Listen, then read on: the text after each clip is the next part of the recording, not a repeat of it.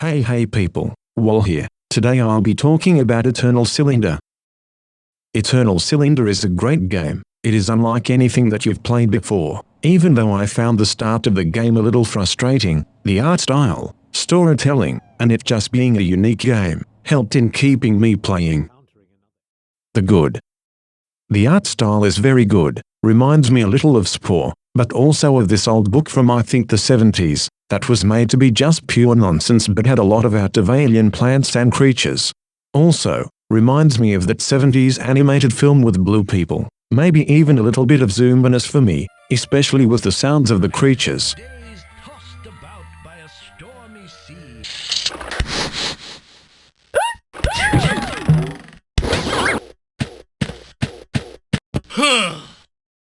Whatever you are, make me a pizza!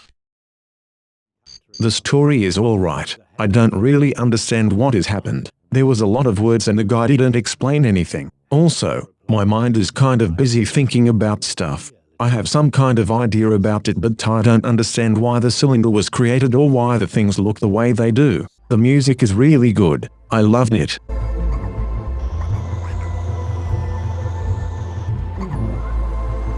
The animations are really good.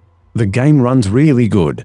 The game instantly loads, which I find kind of crazy cause the world of the game feels large and there's a lot going on and that cylinder is huge and endless. There are many types of ways of changing your creature's appearance and their effects.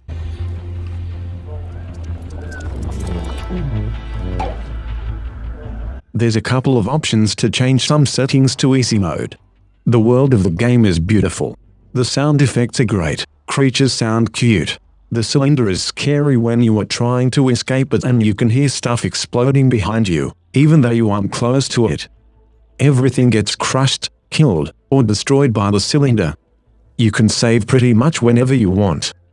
Controls are okay when you don't have the balloon mutation. Otherwise, it's good controls, except for the platforming parts. Sometimes it wants to perfect pixel jump and that stinks.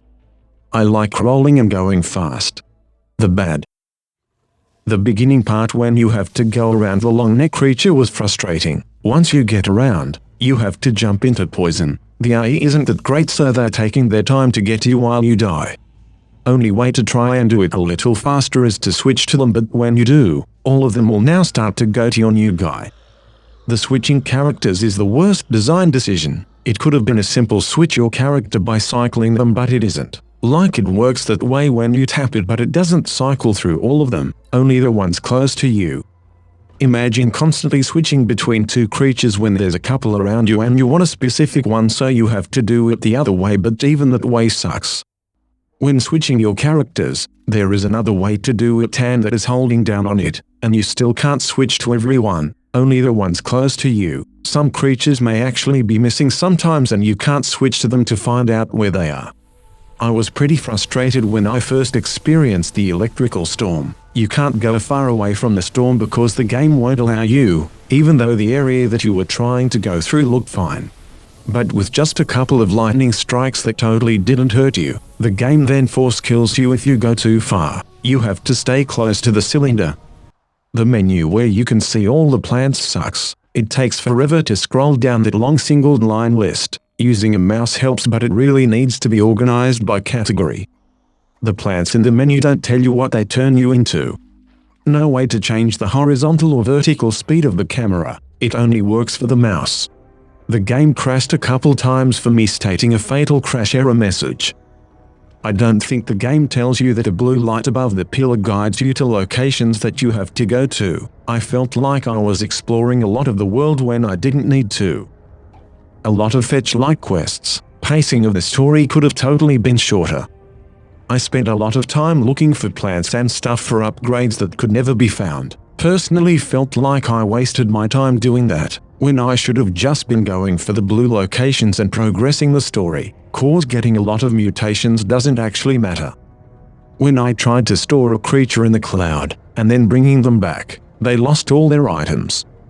The game tries to force kill your creatures in many ways. So, imagine having items that were super hard and took a lot of time to find, and then they just get killed. It's not fun. And when you lose powers that were hard to find, like the third eye, it makes it even worse. Game kind of bugs out. In a white block section of the game, when I was brought in, my creature was stuck in the sky. I had to jump. I went through the entire level of that white place and nothing happened or progressed. I looked it up on YouTube, and the game basically didn't register that my character was there, because I didn't drop within a certain time limit because I was stuck. Had to load the autosave. The above kind of thing happened again but in another section of the game. Conclusion. I originally bought it because of the art style alone, but I enjoyed my time playing the game and it was fantastic. A good one-of-a-kind game. More content to come. Stay tuned.